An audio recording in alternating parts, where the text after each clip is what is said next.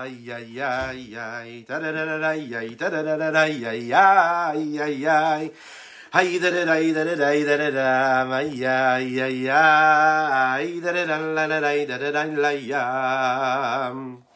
Ta da da da da ay, ta da da da da ay ay ay ay ay, ta da da da da ay, ta da da da da ay ay ay ay. Ay da da da da da da da da, ay ay ay ay, da da da da da da da la ya. Boker Tov, bonjour à toutes et à tous. Installez-vous tranquillement, on va démarrer dans quelques instants. Ta-da-da-i, da-da-da-da-da-da-ma, ay, ay, ay, da-da-da-i, da-da-da-i, da-da-i, oh, ya, na, na, ta-da-da-la-ya, ma-ma-ma, ay, da-da-da-da-da, ta-da-da-la-ya, ya-da-i, oh, da-da-i, Boker Tov Laurent. Hey, da-da-da-i, da-da-da, ba-bam-bam, ay, ay, ay, ay, da-da-da-i, da-da-da-da-da-da, oh, ya, na, ta-da-da-la-ya, ba-dam-bam-bam-bam, ba-ba-ba-ba-bam, ta-da-da-la-ya-ya-ya, ay, ay, ay, ay, ay, ta-da-da-da-da-ya, ta-da-da-da-da-ya, ay, ay, ay, ta-da-da-da-da-ya, ta-da-da-da-da-ya, ta-da-da-ya-ya-ya, ay, da-da-da-i, da-da-da-i, da-da-da-i. Et ça, c'est incroyable, ça, Laurent. Boker Tov à ceux qui nous rejoignent, on démarre dans quelques instants, installez-vous tranquillement. Si vous êtes déjà en voiture, alors bonne route à vous. Et si vous vous apprêtez à sortir ou si vous êtes tranquillement à la maison, eh bien installez-vous, prenez un petit café ou pourquoi pas une infusion ou un thé. Et en tout cas, on va tout de suite commencer notre tannée du jour. Et ta-da-da-da-da-ay, ta-da-da-da-da-ay, ay, ay, ay.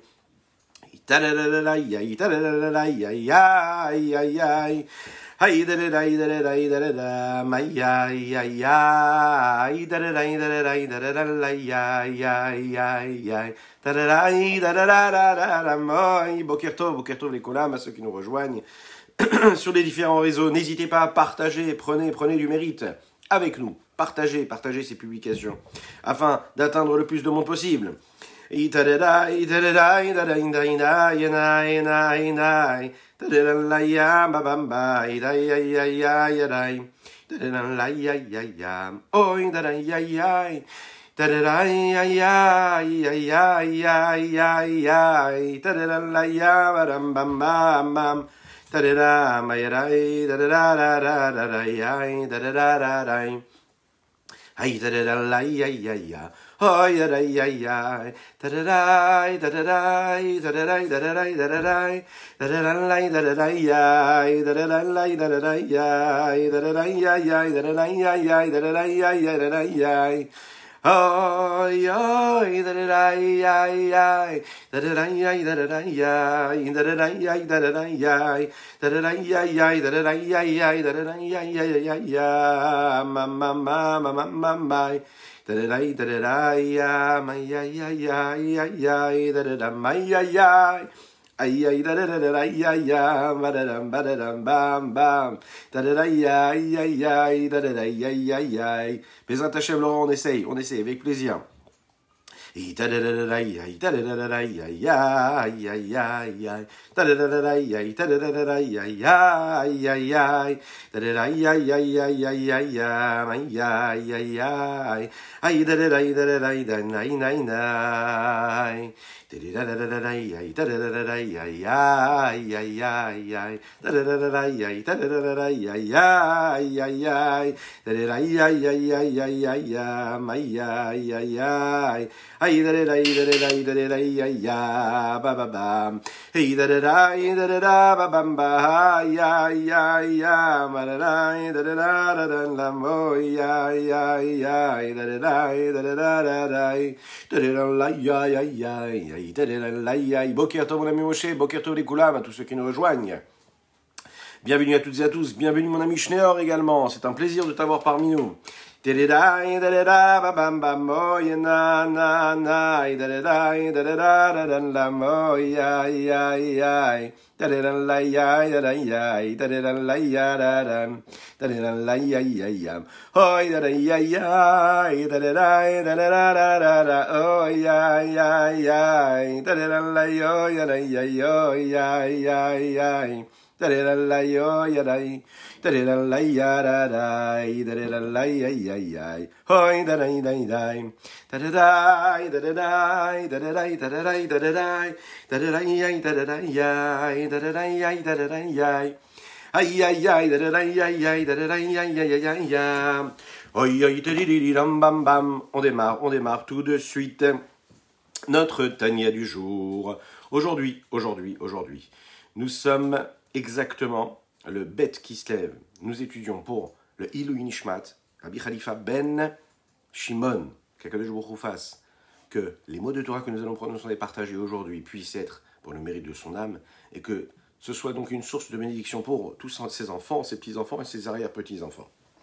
Les Ilui Nishmat, Rabbi Khalifa ben Shimon, pour qui nous faisons la Azkara aujourd'hui.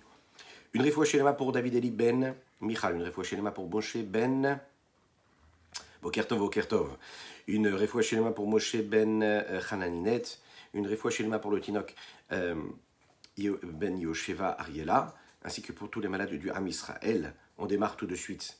Nous sommes donc dans la concentration que nous devrons avoir pendant la Tefila, la concentration que nous devrons avoir pendant l'étude de la Torah. J'aimerais démarrer par une petite histoire sympathique, pour comprendre en réalité pourquoi il nous rappelait, prendre conscience, pourquoi c'est si important que cela, d'être toujours bien concentré quand on fait la Tefila, quand on étudie la Torah, et pourquoi le faire et de quelle façon le faire. Pourquoi c'est si nécessaire? C'est l'histoire d'un étudiant qui va se présenter devant son maître, il va le voir, un grand rave, puis il va le voir et puis il lui dit voilà, je vous explique, mon maître, je suis censé étudier la Torah, je suis censé faire la Tefila toute la journée, étudier la Torah, bon, Baruchaba, Raphaël, Bokertov. Mais le problème, c'est qu'en fait, je me rends compte que, ok, j'aime bien étudier, mais je ne suis pas aussi bon que tous mes semblables. Je vois d'autres élèves qui sont, eux, beaucoup plus bons, qui sont beaucoup plus sérieux, qui réussissent beaucoup plus que moi, je n'y arrive. Alors, je vous demande conseil, est-ce qu'il faut que je fasse quelque chose d'autre? Son rave le regarde et il s'aperçoit quand il est en train de parler, il s'aperçoit que ses doigts sont assez raffinés, assez fins. Il lui dit, tu sais ce que tu vas faire, il va falloir que tu apprennes l'orfèvrerie. Va apprendre l'orfèvrerie et deviens un bel orfèvre. Cet homme-là accepte, bien sûr, ce jeune homme, c'est un jeune homme encore. Il accepte, et bien sûr, il demande conseil à son maître. Il lui dit, mais chez qui je devrais apprendre l'orfèvrerie? Et là, son grand rave, son maître, il lui dit, écoute, il va falloir que tu ailles apprendre tout ça chez un grand maître que je vais te présenter, qui habite dans un petit village de l'autre côté du pays. Tu vas voir, c'est assez simple. Tu suis juste mes directives, tu es sérieux, tu te lèves tôt le matin et tu vas travailler et tu vas étudier comme il faut, et tu verras que tout cela se passera comme il faut et tout se passera bien. Bon, il accepte d'écouter ce que son maître lui demande, il se dirige, il prend le train, ça lui prend quelques jours de voyage, il arrive et il apprend. Les semaines passent, les mois passent, il adore ça, il fait ça sérieusement, puis son maître lui donne toutes les techniques. Au bout de quelques mois, il retourne chez son maître et dit, voilà, j'ai l'impression d'avoir appris le métier, qu'est-ce que vous me conseillez? Il lui dit, il faut absolument que tu te maries maintenant, que tu construises ton foyer, et puis maintenant, tu vas ouvrir ta boutique, voilà. Tu es assez mûr et assez mature pour pouvoir ouvrir ta boutique à toi. Celle qui t'appartiendra et qui te permettra d'avoir une source de parnassin. Il dit, ok, parfait. Vous imaginez bien, lui, il va faire ça comme il faut, bien qu'il ait appris le métier dans une petite boutique bien ancienne qui appartenait à ce vieil homme-là, au fin fond du pays. Lui, il décide d'ouvrir quelque chose de magnifique, comme un jeune qui se lance dans la vie. Une belle boutique moderne, avec des beaux matériaux, un beau design, une belle architecture, une belle décoration d'intérieur. Il fait appel à des professionnels, il fait ça comme il faut, un beau marketing. Bon, il achète les meilleures machines, le dernier cri, tout ce qu'il faut. Et puis voilà que les jours arrivent de l'introduction, de l'intronisation, et puis plus que cela, oui. Donc il faut commencer. Donc il ouvre. Et quand il ouvre, il invite tout le monde pour créer l'événement. Il fait une belle inauguration. Bonjour à ceux qui nous rejoignent. Bonjour à toutes et à tous. Il organise une belle inauguration, il invite tous ses semblables, tous ses amis, toute sa famille. Et puis, tout le monde se dirige vers ce magnifique événement. Il y a du champagne, il y a des petites cacahuètes aussi peut-être. De bons matins quand même. Les chaim. Et donc, il s'installe tranquillement, il reçoit tout le monde, et là il leur propose de regarder un petit peu toutes ces belles machines. Et là tout le monde attend. Tout le monde attend qu'il leur montre un petit peu ce qu'il est capable de faire, ce qu'il a appris pendant tous ces mois, ces longs mois auprès de son maître. Et là il met tout en route, toutes les machines, et puis au moment de créer ce qu'il est censé faire, c'est-à-dire créer un magnifique bijou, en tout cas montrer ce qu'il est capable de faire, là plus rien ne marche. Et il n'arrive pas à faire ce qu'il est censé faire, à savoir coller deux petites pièces l'une avec l'autre et montrer qu'il est devenu un bon orfèvre et un vrai professionnel. Bon, tout le monde se regarde, les minutes passent, au bout de quelques minutes, 1 heure ou 2, on passe une bonne soirée, c'est sympathique, mais bon, c'est pas grave, il est encore jeune, il doit y avoir un petit souci, on va le laisser tranquille, tout le monde se dit au revoir, on a passé un bon moment, et puis lui, il est très soucieux, il va voir son maître, il dit « Regardez, j'ai fait tout ce qu'il fallait, j'ai pris les bons professionnels, j'ai ouvert la boutique comme il fallait, mais je n'y arrive pas. Je fais tout, c'est-à-dire que je me lève tôt, je suis sérieux, je travaille, je fais tout ce qu'il y a à faire. Et ça ne marche pas. Voilà, je suis arrivé, et puis ça ne marchait pas. » Il lui dit « Tu sais ce que tu vas faire? Il va falloir que tu ailles appeler ton professeur. Tu te souviens, ce vieil homme chez qui je t'avais envoyé pour apprendre le métier? Retourne chez lui et demande-lui des précisions. Lui, certainement, qu'il saura te dire quel est le problème. » Il prend le train, il voyage plusieurs jours, il va chercher son maître, il l'amène avec lui. Ce maître-là arrive, il l'amène, il s'installe tranquillement dans la boutique, il lui dit « Alors, montre-moi !» Il lui montre toutes ces belles machines, les belles pièces, le choix qu'il a fait, choisir tel ou tel élément, tel et tel élément, etc. Puis à un moment, le maître il lui dit « Bon alors montre-moi comment tu fais. » Et bien le jeune homme se met devant la machine, puis il dit « Voilà, ça marche pas. » Et là à ce moment-là, ce vieil homme, il fait entrer sa main dans sa poche, comme ça, et puis il en sort une petite boîte en carton, toute vieillie, et puis il ouvre cette petite boîte et il en sort une petite allumette, il gratte comme ça cette allumette, et puis il en sort une petite flamme. Et de cette flamme-là, il la rapproche sous la machine, il allume le gaz. Il allume le gaz des machines, et puis voilà que le feu se met à éclore. Et là, le jeune homme le regarde comme ça et dit « Ah !» Eh oui, il avait tout mis en route, mais juste oublié d'allumer le feu. Ouais, le feu, c'est la base de tout. C'est ce qui coûte le moins cher. Oui, c'est ce qui coûte le moins cher pour un orfèvre. Mais c'est ce qui lui permet de faire ce qu'il a à faire. C'est-à-dire qu'il peut être le plus grand des artistes, le plus grand des artisans. Il peut avoir les plus belles des machines, les plus belles pièces, les plus beaux diamants, les plus belles pièces d'or ou d'argent. S'il n'a pas de feu, il ne pourra jamais faire fondre sa matière, ses matériaux, et ne jamais confectionner les plus belles des œuvres qui peuvent coûter très cher et avoir une belle valeur. Donc il a fallu quoi? Du feu. Un petit élément qui ne coûte pas très cher. Et que souvent, en réalité, quand on est pris dans la vie de tous les jours, dans tout ce que nous faisons, tout ce qu'on investit, on oublie ce petit feu. Le petit feu qui est très simple. Oui, je vais en venir, les derniers jours, nous parlons de ça, justement. Baruchim Abbaim, ceux qui nous rejoignent, bienvenue à toutes et à tous. N'hésitez pas à partager, à commenter et à liker, c'est important. Oui, on parle de cette nécessité-là, que quand on étudie, quand on prie, il faut avoir une kavana, une bonne direction de pensée. Cette bonne direction de pensée-là, cette concentration-là, c'est ce que l'on appelle quoi? Ce qu'on appelle là, quoi? Ben, cette petite flamme. Cette petite flamme-là qui va faire et qui va permettre de mettre en route toute la machine. Tout ce qu'on peut investir, si on oublie cette petite âme-là, si on oublie cette petite flamme, eh bien ça ne marche pas. Vous allez vous lever tôt, vous allez prier, vous allez aller à la synagogue, vous allez faire tout ce qu'il faut, Et puis vous allez terminer la tefila, eh bien il ne s'est rien passé, par exemple. Vous n'avez pas senti quoi que ce soit. Ou bien vous êtes réveillé en plein milieu de la tefila, vers la fin de la tefila, vous vous dites « Mais à quoi je pensais? J'ai pensé aux travaux que je devais faire, j'ai pensé à qu'est-ce que je devais développer dans mon business, j'ai pensé aux courses qu'il fallait faire, j'ai pensé aux soucis que j'ai avec mes enfants ou pas, j'ai pensé à mon shalom bayt. » Encore ça c'est noble. Mais des fois on pense à rien, à tout et à rien, et on oublie de penser à ce qu'on est en train de dire. On prend conscience qu'on est en train de parler à Dieu. C'est cette étincelle-là, cette petite flamme qui est là, cette concentration, cette kavana qui est nécessaire. Regardons dans les mots ce que le Baal HaTanya, le Rabbi Shneur Zalman de l'Iyadi, a à nous offrir. L'Echaim, l'Echaim, l'Echaim.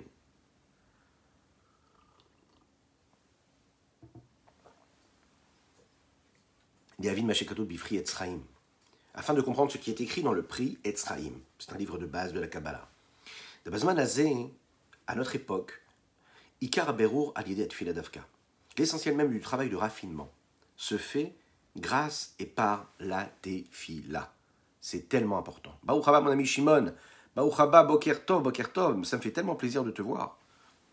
Parfait. Pourquoi à notre époque précisément? En fait, ce travail de raffinement, c'est-à-dire de l'évolution et de l'élévation des étincelles divines qui sont descendues dans le monde ici-bas dans lequel nous vivons, vous savez, ces étincelles qu'on a abordées il y a quelques jours, et qui parlaient de ces étincelles qui proviennent du monde de Tohu, où tout était mélangé. Vous vous souvenez, ce monde-là où tout était mélangé, il n'y avait pas de réceptacle de vase pour recevoir et supporter la lumière, l'infinie lumière d'Akadosh Baruch Hu, de Dieu. Ces étincelles-là, elles sont descendues ici-bas. Elles sont descendues parce que l'on a appelé la Shvirat HaKelim. Bonjour, bonjour à toutes et à tous, à ceux qui nous rejoignent. Dieu vous bénisse. Ils sont descendus dans cette brisure-là des vases. Et pendant cette brisure de vase, nous l'avons dit, les étincelles divines se sont posées sur ces petits morceaux, sur ces petits tessons-là. Et ils ont donc laissé une trace de cette divinité-là. Une trace de cette divinité que nous devons absolument à travers nos paroles, nos pensées, nos actions, notre tefila et notre Torah, élever, sanctifier. Oui. Donc on a travaillé pour cela.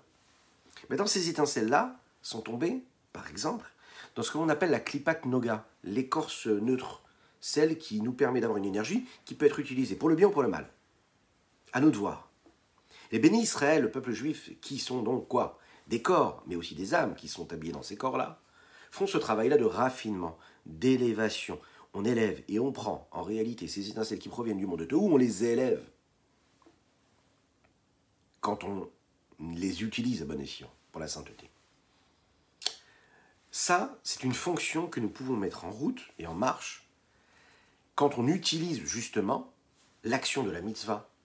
C'est un moyen, c'est un véhicule, quelque chose qui nous permet de le faire. Pourquoi? Parce que quand on utilise la vitalité qu'il y a, une vitalité matérielle qui se trouve dans un élément, dans un objet, dans un mouvement, dans du ressenti, dans un mouvement des lèvres qui va prononcer un mot de tefila. Quand on va se comporter de cette façon-là, qu'est-ce qu'on est en train de faire? Eh bien, on est en train d'élever cette étincelle-là. Cette étincelle divine qui était tombée. On l'élève. Quand par exemple un homme il étudie la Torah, cette Torah-là parle de sujets matériels. Les mitzvot concernent des éléments matériels, des notions matérielles. Donc, cette étude de la Torah, elle, s'habille dans ces objets matériels.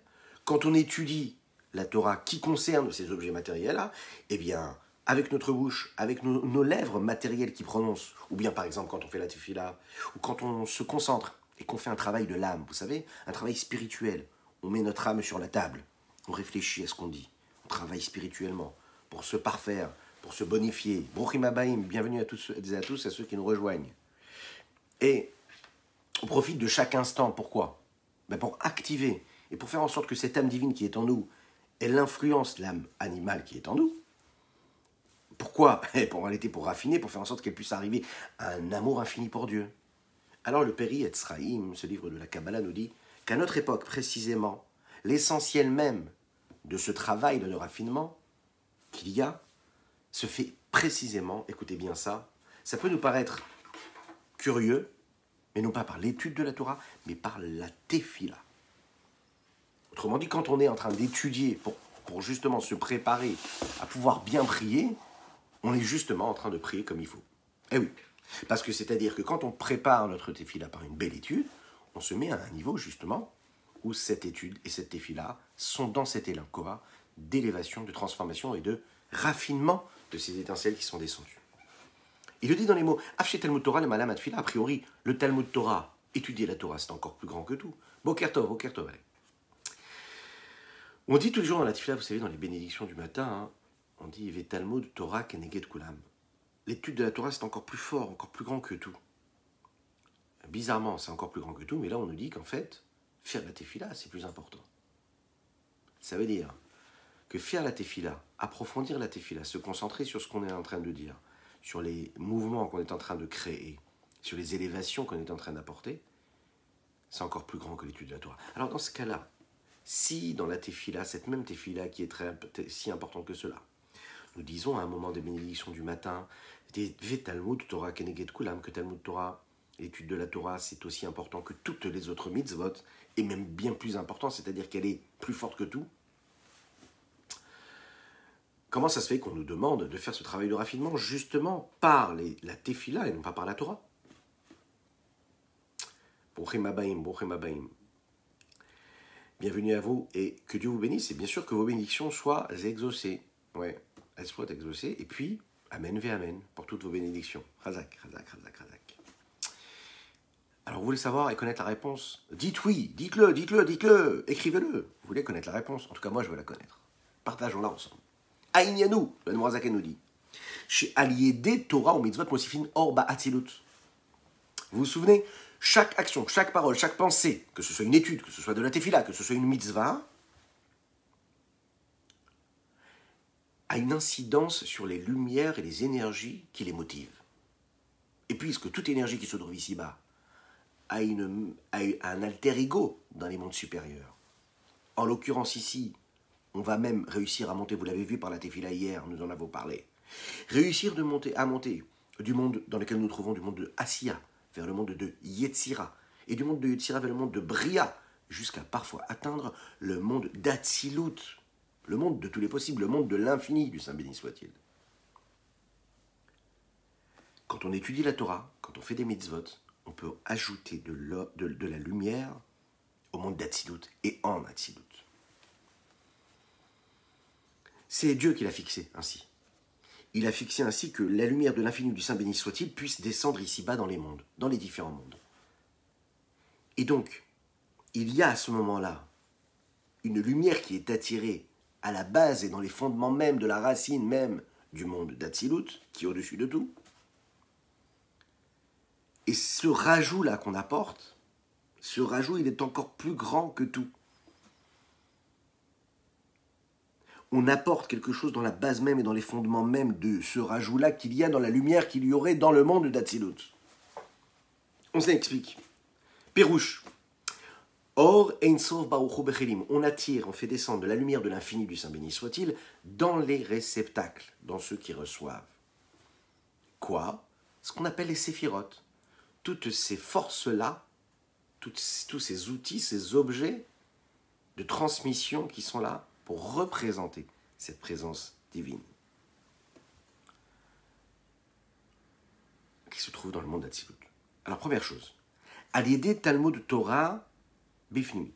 Quand on étudie la Torah, eh bien, on attire l'infini du Saint béni soit-il dans la profondeur et la partie intérieure. Pourquoi? Parce que quand on étudie la Torah, on étudie avec quoi? On étudie avec notre tête, notre cerveau. Bruchim Abaim et ceux qui nous rejoignent. Bruchim, bienvenue à toutes et à tous. Une grande bénédiction pour Nala Rachel, Ganouna Cohen et Elsa Mazouz. Amen ve Amen. Quand on étudie la Torah avec notre cerveau. Donc notre cerveau se met en mouvement, nos capacités intellectuelles s'aiguisent petit à petit, s'approfondissent.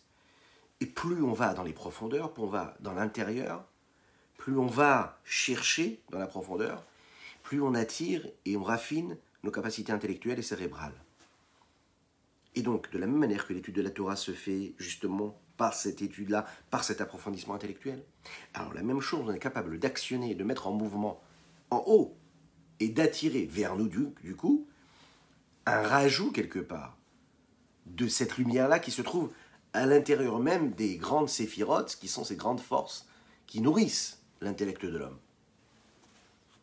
Ça, c'est ce qui va se passer donc dans la partie intérieure des séphirotes. Puisqu'on parle de l'intérieur, un peu comme chez un homme, sa partie intérieure et profonde, c'est sa capacité intellectuelle qui est juste dans son intériorité. Maintenant, qu'est-ce qui se passe avec notre partie superficielle et extérieure? Est-ce qu'on a le moyen, est-ce qu'on a la possibilité de faire quelque chose avec ça, ou pas du tout? Eh bien, regardez qu'on a un vaste programme qui nous est prévu pour tous et pour toutes. Et on nous dit ici qu'en réalité, quand on accomplit les mitzvot, on a aussi la possibilité d'apporter cette lumière-là de l'infini du Saint béni soit-il dans notre vie. Donc pas seulement l'étude de la Torah qui parle et qui fait référence et qui appelle la partie profonde de notre cerveau et de notre capacité intellectuelle, mais également, quoi? Kiyum à mitzvot, l'accomplissement des mitzvot. Comment? Bechitzoniyut hakelim. Chitzonit hakelim, c'est-à-dire la partie extérieure, superficielle des kelim, des réceptacles. Quand je dis ici superficielle, ça n'est pas quelque chose de péjoratif. Superficielle, c'est-à-dire celle qui est extérieure, qui est au contact de ce qui est plus bas. Comme par exemple, les outils qu'on va utiliser ici, c'est par exemple les bechinot, les niveaux de Netzach Od Yesod. Qu'est-ce que c'est Netzach Od Yesod? Vous savez que nous avons 10 séphirot. Chochma Bina Da'at, c'est donc la partie cérébrale, ok? Précisément Chochma Bina Da'at. Ensuite nous avons Chesed, Gvura, Tiferet. Oui. Ensuite nous avons Netzach qui est en bas de Chesed ici. Od qui est en bas juste de Bina. Et puis Yesod qui est à la base. Juste en bas de Yesod, nous aurons donc Malchut, celle qui reçoit tout. Netzach Od Yesod, qui se trouve dans ces 10 séphirotes-là, qui correspondent à quoi? Aux Ze'er Anpin, aux donneurs du monde d'Atsilut. Dans ce Atsilut-là, il y a ce que l'on appelle cette force de Ze'er Anpin. Ze'er Anpin, c'est le donneur, l'influenceur, le passeur, celui qui nourrit le reste. Dans ce Ze'er Anpin, il y a 6 midot. C'est en réalité, on pourrait l'imaginer comme un visage qui aurait 10 séphirotes. Et dans ces 10 séphirotes-là, il y a ces 6 midot, ces 6 vertus, ces 6 traits de caractère, qui deviennent des traits de caractère, mais qui sont à la base des vertus et des niveaux de révélation et d'expression de ce que la divinité est. Netzach, Od, Yesod. Netzach et Od, Yesod, elles sont à part quelque part, elles sont à l'extérieur, la Kabbalah nous dit, de ce visage, de ce corps-là, du Ze'er Anpin.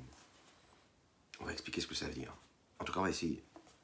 Dedans, on réussit, en fait, par l'accomplissement des mitzvot, à faire rentrer la lumière de l'infini du Saint béni soit-il, quand il y a une action concrète qui est faite par l'action et par la force de l'homme. Non pas par la force de Dieu, mais par la force de tout un chacun. Vous et moi. Toutes et tous. Oui, chaque petite action, elle active cela. Alors vous allez me dire, mais moi je ne comprends pas ce que ça veut dire le grand visage de Ze'er Anpin et les 10 séphirotes et les 6 séphirotes. C'est pas grave. C'est pas grave. Là aujourd'hui, on doit étudier ces notions-là. Petit à petit, on comprend. On voit ce que cela veut dire. Ce qui est très important déjà, c'est de savoir ce que nous produisons à travers nos actes, nos pensées et nos paroles.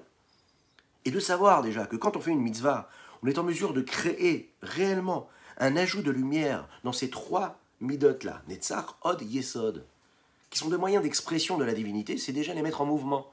D'en être conscient, c'est les mettre en mouvement.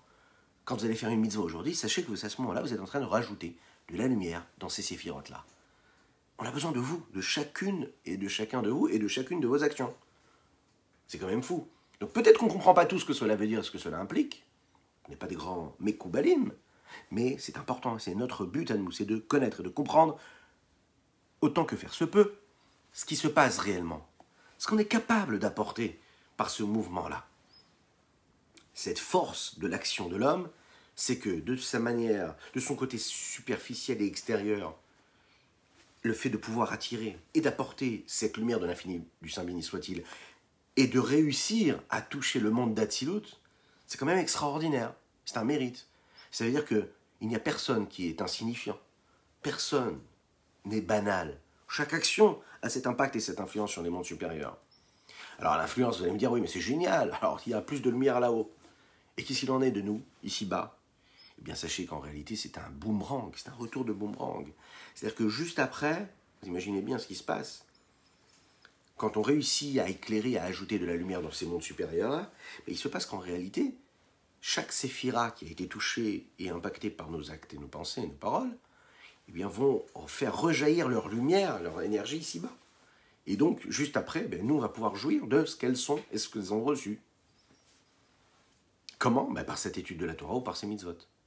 La seule chose, c'est qu'en réalité, quand elles passent et quand elles sont dans Atsilut, elles vont suivre un processus de graduation, petit à petit, d'adaptation à notre monde. Elles vont s'habiller, ces lumières-là, dans les différents mondes qui suivent le monde d'Atsilut, à savoir Beria, Yetzira, Asiya. Comment? Betorah ou mitzvot agishmim shibolamazé. Où est-ce qu'ils s'habillent? Ces lumières s'habillent dans l'étude de la Torah, dans la tefila, dans les mitzvot matériels qu'il y a dans notre monde.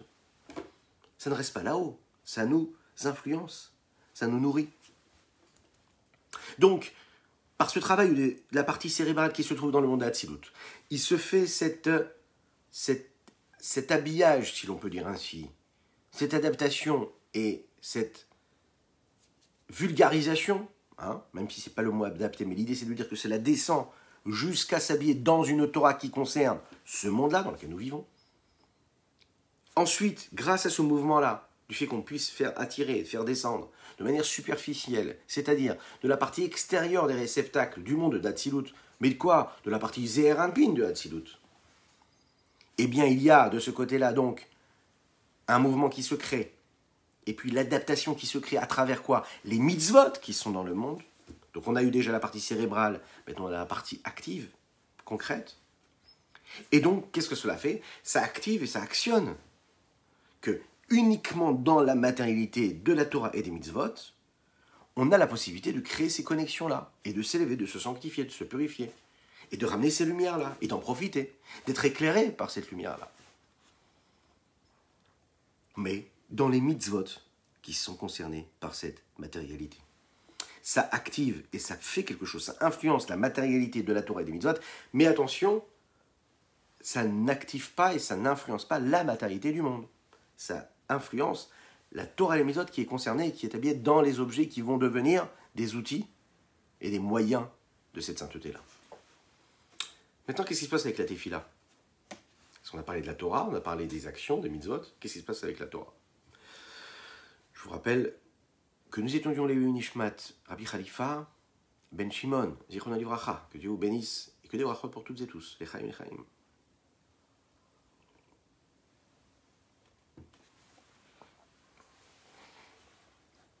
Quelle est la fonction de la tefila? J'espère que vous allez bien. Je compte sur vous, peu importe que vous soyez donc en live, en direct ou en replay. Partagez, commentez, likez, oui, avec vos amis sur les différents réseaux. Inscrivez-vous, abonnez-vous à la page, likez la page. Qu'est-ce qu'on m'a demandé de dire d'autre? Parce qu'on me donne plein de recommandations, vous savez, c'est pas évident. Donc j'essaye de suivre tout ça. Je compte sur vous. En tout cas, vous êtes la réussite de ce cours-là. Et chaque personne, et une petite personne qui peut entendre une notion de Torah peut peut-être sauver sa journée. Donc c'est votre mérite à vous. L'Echaim, l'Echaim, l'Echaim.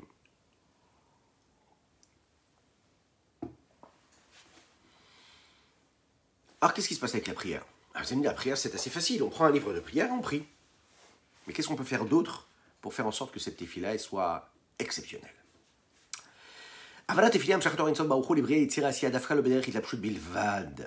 La tefila a quelque chose de plus. Elle n'a pas besoin de s'habiller. Elle influence et elle impacte tout de suite les différents mondes. Bria, Yetzira, Asiya. La lumière s'habille dans une autre chose. On va comprendre ce que ça veut dire.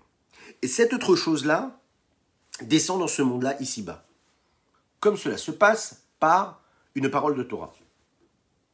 Mais c'est uniquement la lumière de l'infini véritable qui lui active quelque chose, à tel point qu'il est en mesure de quoi? Les shanot, anivraim, ikemot, shehem, sheitrape achole.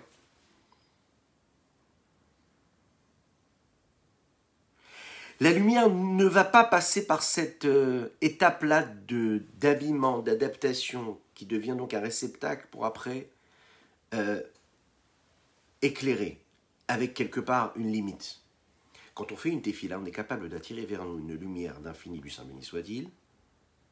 Et la Kabbalah et le Rabbi Shnon Zalman nous le dit ici. Quand on va faire la prière, qu'on va demander la guérison totale d'un malade, on arrive à amener l'infini, la lumière infinie du Saint béni soit-il. À tel point, on nous dit ici une promesse, qu'on est en mesure de changer ce qui est. C'est-à-dire quelqu'un qui est faible, parce qu'on va prier pour lui, on va lui donner des forces. Dieu, il va changer.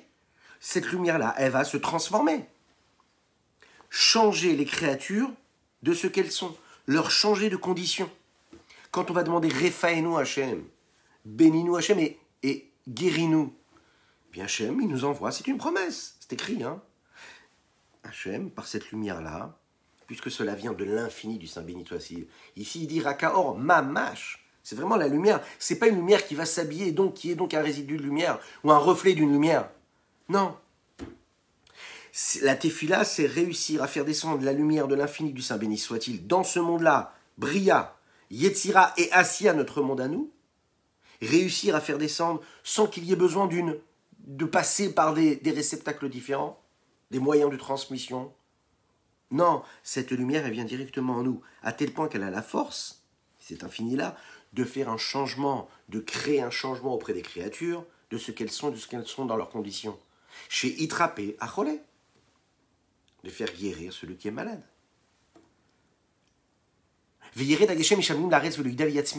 Réussir également quand on dit Barech Alenu, et bien de faire descendre la pluie qui vient du ciel vers la terre et faire en sorte qu'elle puisse faire naître et faire pousser une récolte. Donc on voit ici que quoi? Que la lumière que l'on fait descendre, l'énergie qu'on fait descendre de Dieu, quand on prononce 3 fois par jour Barech Alenu, qu'on demande à Dieu de nous envoyer la pluie, et bien cette lumière-là, elle est concrète et elle va transformer la réalité. Alors on n'a pas tous un champ dans lesquels nous semons tous les matins nos graines. Non, on a tous une société où parfois on travaille dans une société, dans un projet, parfois nous sommes dans un processus de travail. Nous investissons tous, nous semons tous et toutes dans notre vie. Eh bien, au moment où on demande à Akadosh Baruch Hu de nous envoyer la pluie c'est la parnassa. Et là, on nous dit que 3 fois par jour, quand vous demandez la pluie, quand vous demandez la parnassa, Akadosh Baruch Hu, en réalité, il est en train de faire descendre une lumière qui est capable de changer la donne. Alors vous allez me dire, ouais, mais moi je ne le vois pas vraiment. Il y a ceux qui disent, ouais, moi je le vois. Ben pour le voir, il faut déjà y croire. Et pour y croire, il faut déjà y penser. Donc 3 fois par jour déjà prier. Et quand on prie, pensez vraiment à ça. Se dire que, en réalité, cette nouvelle lumière qu'on est en train de faire descendre, elle est en mesure de pouvoir transformer la réalité des choses. Changer la donne. Machenken de Torah ou mitzvot, ce qui n'est pas le cas de l'étude de la Torah ou des mitzvot. Chez Ein Shinun Biklaf Tefilin, il n'y a pas de changement, si vous voulez, dans les tefilines qui ont déjà été écrites depuis des millénaires de la même manière. Les tefilines qu'on est en train de poser sur notre bras ou sur notre tête ne changent pas. Tous les jours, nous faisons la même mitzvah. Alors oui, en fonction de la kavana, de l'intention qu'on aura au moment où on met les tefilines, bien sûr qu'on attire vers nous des forces supérieures et des énergies supérieures et des lumières supérieures. Mais ce parchemin reste le même parchemin, il ne se transforme pas. Là où, quand on prie à Akadosh Baruch Hu, on transforme la réalité. C'est la réalité qui se transforme. Quand on met les téphilines malidé anachatam barosh ou bazroa sur la tête ou sur le bras, il n'y a pas de changement dans ce parchemin-là, parce qu'on a réussi à avoir une certaine concentration quand on a mis les téphilines, et laquelle il faut avoir, eh ben c'est shibud amoar. Nous posons par exemple les téphilines de la tête sur la tête. Pourquoi? Et on doit penser au moment où on le fait, qu'on est en train de donner et de transmettre complètement et de soumettre notre cerveau et toute notre capacité intellectuelle à Dieu. On met les téphilines du côté droit, et mesdames, ne vous inquiétez pas, vos maris les mettent pour vous, et vous les jeunes filles, n'ayez pas peur non plus, parce que nous l'avons étudié ensemble dans le foyer juif, qu'un jeune homme qui n'est pas encore marié, quand il fait une mitzvah, il rend quitte en réalité sa future fiancée qui n'est pas encore mariée avec lui, sans le savoir, sa neshama est en train d'acquitter l'autre moitié. Donc en réalité, quand on met les téphilines sur le bras, les chachamim le disent, on les met, on doit avoir une pensée. À quoi on doit penser? De se dire qu'en réalité, ce téphiline-là de la main, du bras, qui est dirigé vers le cœur, fera en sorte que toutes mes émotions, tout ce que je vais ressentir aujourd'hui, dans cette journée-là, soit tourné vers quoi? Oui, c'est bien du côté gauche, dans le bras gauche. Oui. Mais peut-être que chez vous, ça donne le côté droit, avec l'image, je ne sais pas.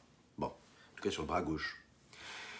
Et quand on met les téphilines et que c'est dirigé vers le cœur, eh bien, on demande à Kadosh Baruch Hu que toutes nos émotions soient soumises à l'amour et à la crainte de Dieu. Que l'on éprouve des émotions et des envies, des désirs, des pulsions et des passions uniquement dirigées vers la sainteté. Quand on fait cette téphila-là, bien sûr que nos pensées, elles sont importantes. Mais est-ce qu'on a transformé les téphilines à ce moment-là? Est-ce qu'on a transformé notre bras à ce moment-là? Est-ce que c'est devenu quelque chose de nouveau ou c'est resté le même? Il n'y a pas eu de changement réel dans le parchemin des téphilines. Toutes les autres mitzvot, en réalité, pas comme tous les téphilines, parce que vous savez que les téphilines, au départ, il y a des téphilines, ensuite on les pose sur les bras ou sur la tête, Mais il y a également des téphilines, si vous voulez, que leur téphilin, leur mitzvah, elle se concrétise quand on a abouti, quand on est à la fin de ce que nous avons commencé dans cette mitzvah. Je m'explique. La mitzvah d'écrire un Sefer Torah. Tant qu'on n'a pas fini et on n'est pas clôturé le Sefer Torah, c'est la raison pour laquelle c'est tellement une grande joie d'écrire le Sefer Torah, tant qu'on n'a pas écrit et qu'on n'a pas terminé le dernier mot de ce Sefer Torah, ça n'est pas un Sefer Torah. Pour qu'il soit caché, il faut qu'il soit écrit totalement. Prenez par exemple une souka. Pour construire une souka, si on a mis 2 planches, on n'a pas mis la 3e, eh bien la souka n'est pas bonne, elle n'est pas cachée. Prenez toute autre mitzvah qui dépend de la finalité et de la finalisation, on voit bien que il y a déjà un changement dans l'élément, dans ce que nous faisons dans cette mitzvah-là, mais ce changement-là se crée que par l'homme. Et il ne se crée pas par Dieu, par la tefila.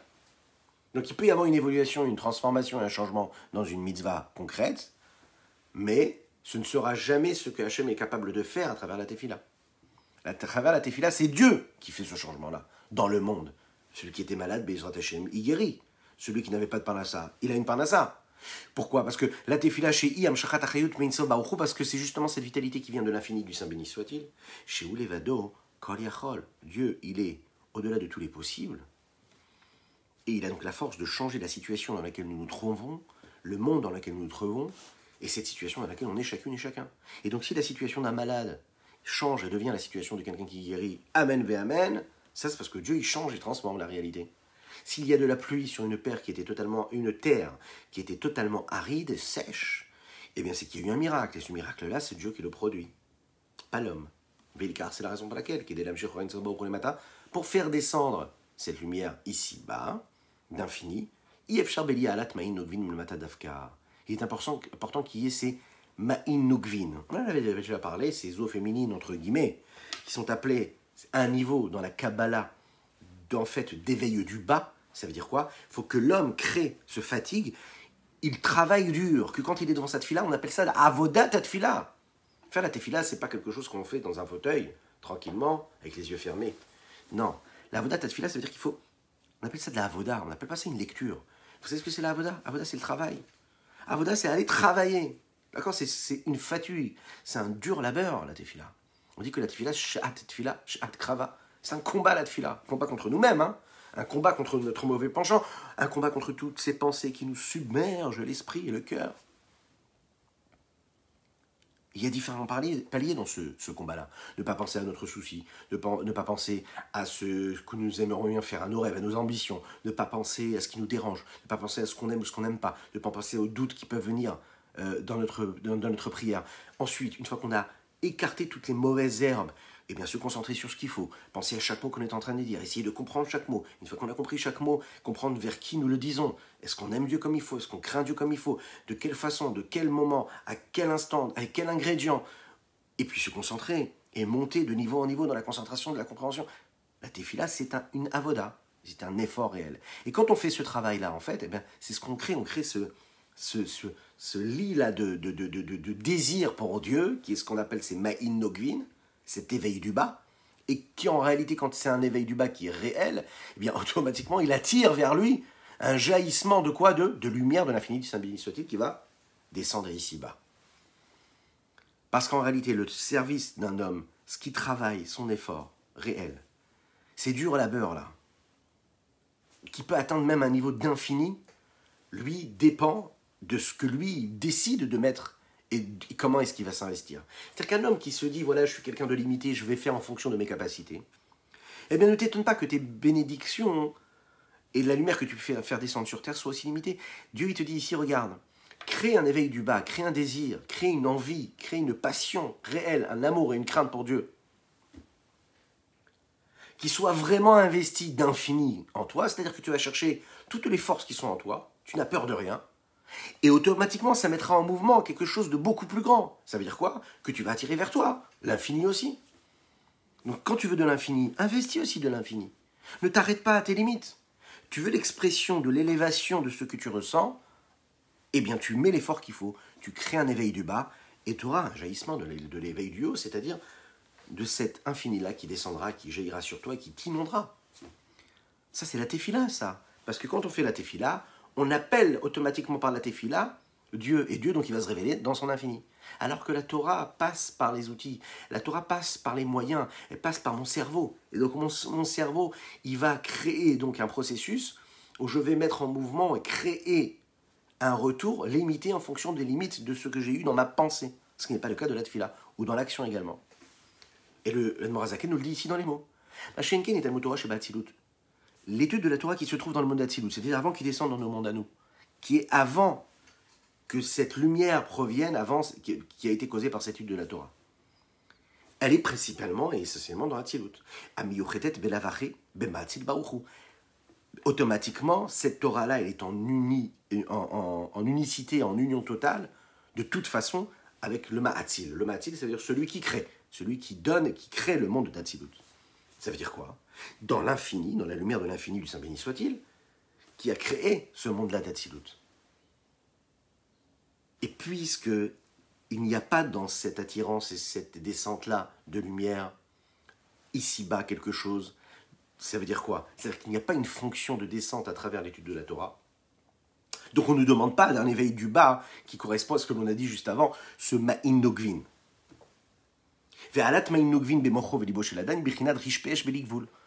Ce qu'on est capable de causer comme désir dans notre cerveau, dans notre cœur, c'est-à-dire le cœur de l'homme, le cerveau de l'homme, c'est un niveau de riche pe'esh, des flammes de feu ardent qui dévorent tout. Blikvul, infini, comme l'infini. Et cet amour infini, oui, est appelé ce qu'on dit, c'est appelé me'odecha, nikret me'odecha, c'est appelé me'odecha. On dit tous les jours dans les schémas Israël, tu dois aimer Dieu de toute ton âme, de tout ton cœur, ou de tous tes moyens financiers, physiques, moraux, psychologiques, mais surtout de toutes tes forces, c'est-à-dire de tout ton méode. C'est quoi ton méode? Méode, c'est dire le tout, le beaucoup, le plus, l'énorme, le grand, le grandiose. C'est quoi? En fait, on a tous en nous cette capacité à être grandiose, être grand, être infini, illimité.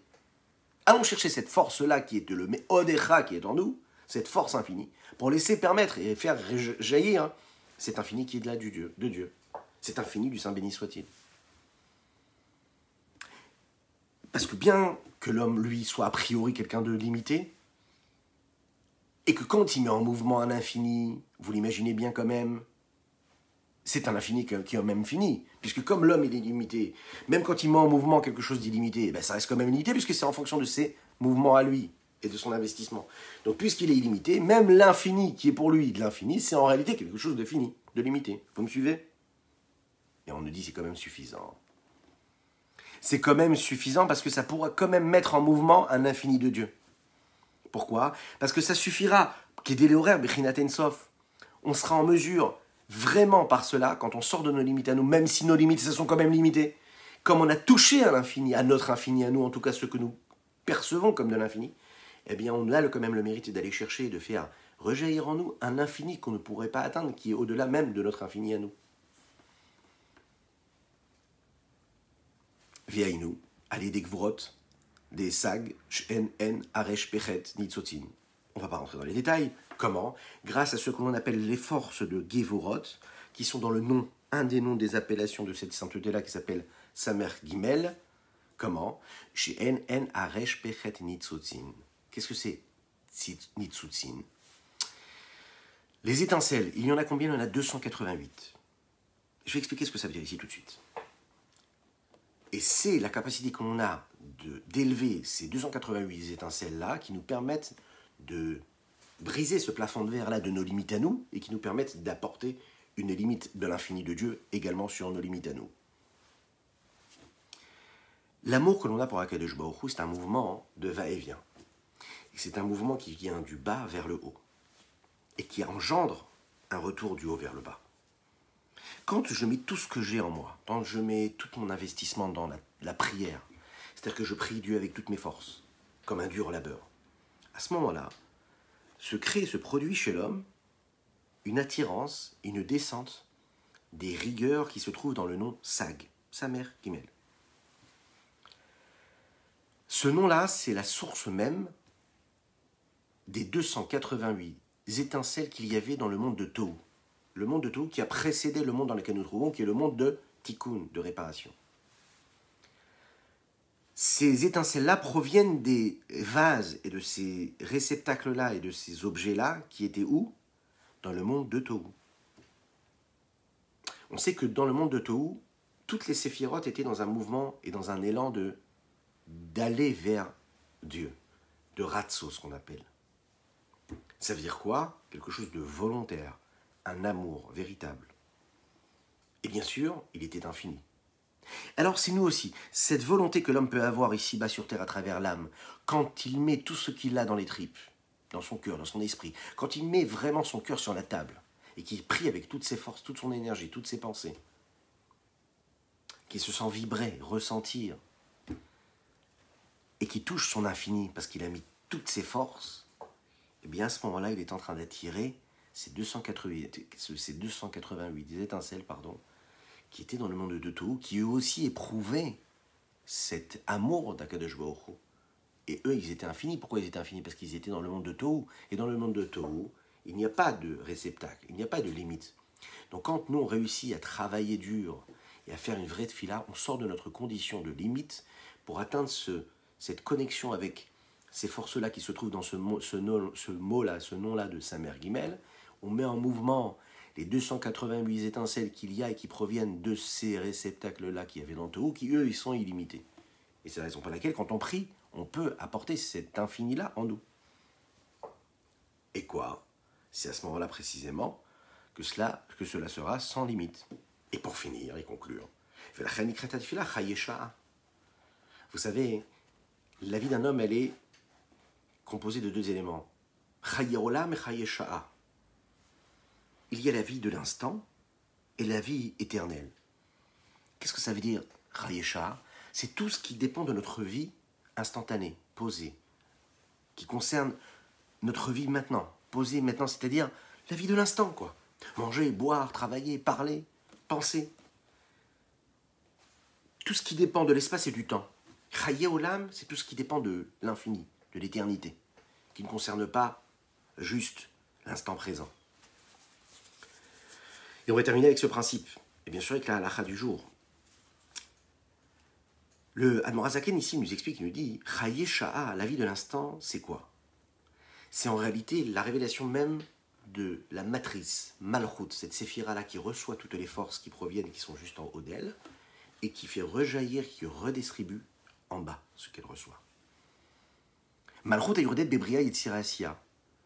Quand on fait une tefila, c'est une demande que l'on fait, quand on prie, sur des sujets qui concernent notre monde, notre espace et notre temps. Quand on demande la paix, quand on demande la parnassa, quand on demande la refoua, Bezrat Hashem, pour tous ces éléments, pour chacune et chacun d'entre vous, à l'infini, le Admor HaZaken nous dit ici, tel que ça apparaît dans son chorès, dans sa racine, quand on demande ces choses très claires, a priori très, entre guillemets, banales, c'est-à-dire concrètes, il s'agit en réalité, le Admor HaZaken nous dit ici, de nous connecter avec leurs racines et leurs sources premières, telles qu'elles apparaissent et qu'elles sont dans les mondes supérieurs.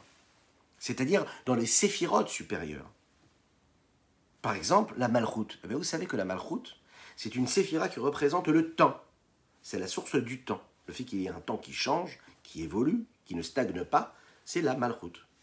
Pourquoi? Parce que dans la question de la Malchut, c'est ainsi facile, la royauté. Qu'est-ce que c'est la royauté?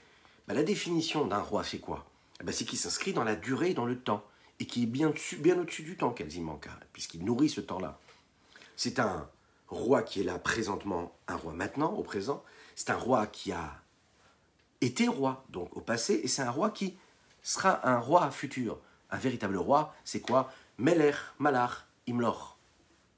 Il est roi maintenant, il a été roi, il continuera à être roi. Précisément quand la Malchut, elle vient pour donner de la vie et de la vitalité aux différents mondes qui sont Bria, Yetzira, Asiya, les mondes dans lesquels nous vivons, nous, cette vitalité qui vient dans ces mondes-là, c'est une vitalité qui provient de la notion de temps, oui, et d'espace. Donc puisque par la tefila, nous attirons et nous faisons descendre une lumière dans ces différents mondes, grâce à la tefila de Malchut, on devient donc la source de ces niveaux-là, de Bria, Yetzira, Asiya. Malchut à tout cela. C'est la raison pour laquelle la tefila est appelée Chaye Sha'a. Parce que quand on prie, on va attirer cette force-là de la Malchut, cette séphira de Malchut, qui s'inscrit dans le temps. Ça, c'est la tefila. De l'autre côté, nous avons la Torah. Et bien la Torah, vous savez, c'est ce qu'on appelle Chaye Olam. Chaye Olam. Chaye Olam qu'il y a dans les mondes. De quoi? Des séphirotes. Le monde s'est appelé Zeher Anpin. Vous savez, vous vous en souvenez, cette force-là qui donne, cette influenceuse. Qui remar Pikudin, ces 248 mitzvot-là de la Torah, en mitchalkin be'eser kelim de eser sphirot, se dissémine et se diffuse et se sépare parmi ces 10 réceptacles-là qui sont les 10 forces, les 10 séphirotes, qui sont dans le monde de Zeher Anpin, dans la force de Zeher Anpin. Parce que Zeher Anpin, elle est réellement ce que sont les sphirotes dans Hatzilut. Ça paraît abstrait, mais on a quand même donné quelques éléments. Quand on étudie réellement chacune de ces notions-là, on peut comprendre qu'en réalité, cette force de Zeher Anpin, c'est la fin des mondes de l'infini. C'est le summum. La fin qui est en fait un début. Le commencement qui est bien au-dessus de Bria et Tzirasiya et qui donc nourrit à l'infini tout cela. Voilà ce qu'on pouvait dire aujourd'hui. On va faire tout de suite la halakha parce qu'on ne doit pas se quitter sans une halakha. C'est très important. Une petite halakha et ensuite on se dira au revoir. On se souhaitera plein de bonnes choses. Nous sommes aujourd'hui le Bet Kislev. Bet Kislev. Aujourd'hui nous allons parler de l'importance de mettre les tzitzit. Alors pour vous mes hommes, les hommes, faites très attention à cette mitzvah. Et pour vous, mesdames, eh bien, faites attention aussi à cette mitzvah pour influencer vos enfants, vos maris, vos frères, vos parents dans cette grande mitzvah des tzitzit. Il est convenable qu'un homme fasse très attention de mettre un talit avec des tzitzit à chaque instant de son existence. Alors, pas seulement le talit pour la tefila, mais c'est important, ceux qui ne le font pas, évoluer, c'est important, de porter un talit katan, c'est-à-dire un petit talit que l'on va porter sur le tricot, ok, pas sur la peau, sur le tricot, ou sur un t-shirt, afin de se souvenir à chaque instant de notre vie d'Akadosh Baruch Hu, qui apparaît, qui se révèle à travers les mitzvot et les fils de ces tzitzit. Comme un homme qui fait attention à son ami, et il fait attention à chaque chose, et il le fait en mettant, vous savez, par exemple, on doit se souvenir de quelque chose, d'un objet ou d'un ami, puis on va prendre un objet et on va l'attacher, on va le mettre dans notre poche, on va se mettre un rappel sur notre téléphone. On a besoin de créer quand même un petit rappel, créer un petit souvenir. Donc on le garde toujours avec nous, on l'attache à nous. Et bien les tzitzit, les chachamim disent, c'est un petit peu pareil. Il y a dans les tzitzit 5 nœuds, comme les 5 livres de la Torah. Bereshit, Shemot, Vaikra, Bamidbar, Devarim. Il y a 4 coins, afin que dans chaque, et à chaque coin, et de chaque côté vers lequel nous nous tournons pendant notre journée, nous allons penser à chaque fois à Dieu, chaque coin. À chaque instant de la journée, où on met les tzitzit, il faut le savoir, on est en train d'accomplir une mitzvah. C'est quand même sympa. Une mitzvah qui est juste la passive quelque part. On fait la bracha, la bénédiction sur les tzitzit le matin. Après, pendant toute la journée, quand on porte les tzitzit, eh bien, on est en train d'accomplir une mitzvah. Celui qui ne peut pas, pour X raison, mettre les tzitzit toute la journée, qu'il le fasse au moins au moment de la tefila, au moment où il dit le Kriyat Shema. Tout celui qui va lire le schéma sans tzitzit et sans habit qui aurait ces tzitzit-là, c'est un petit peu comme si qu'il témoignait un faux témoignage. Parce que quand on dit le Kriyat Shema, on est en train de dire et de rappeler la recommandation et la mitzvah qui nous a été donnée de porter les tzitzit. Et donc quand on ne met pas les tzitzit, eh bien on quitte quelque part ce mérite-là. Celui qui ne met pas les tzitzit, c'est quelque chose de négatif. Et celui qui fait attention aux tzitzit, il mérite de voir la face de l'évidence et de la présence de la Shekhinah de Dieu sur lui. Que Dieu vous bénisse et qui vous protège, qui vous inonde de bénédictions à l'infini.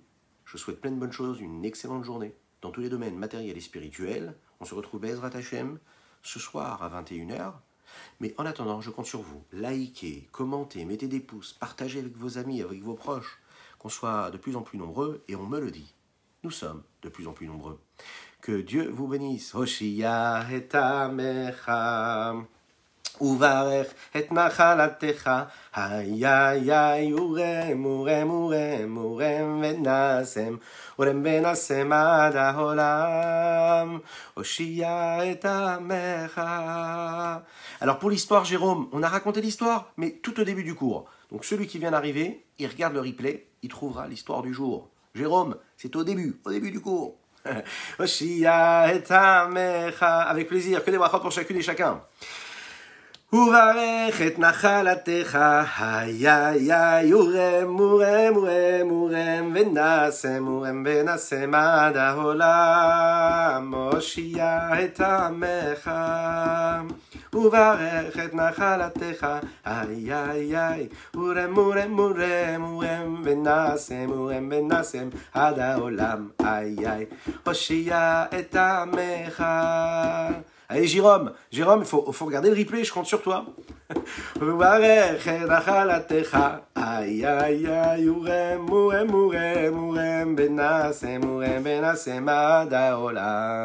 Excellente journée à chacune et chacun d'entre vous, que Dieu vous bénisse.